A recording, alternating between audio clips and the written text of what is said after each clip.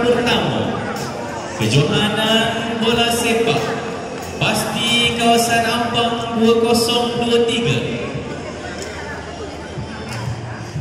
jatuh kepada pasti ini Taman Kuda Jaya.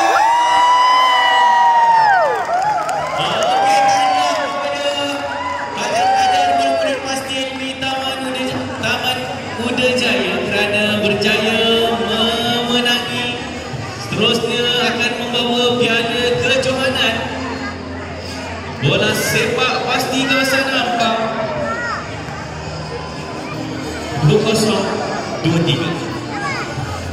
Hanya insyaAllah pemain-pemain ini kemungkinan besar akan mewakili pasti kawasan Ampang untuk ke pertandingan kejohanan bola sepak pasti Negeri Selangor.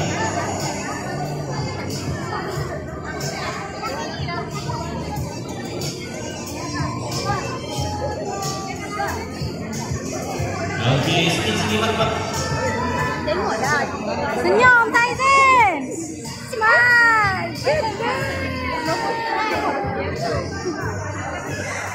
Sana saya. Sana saya.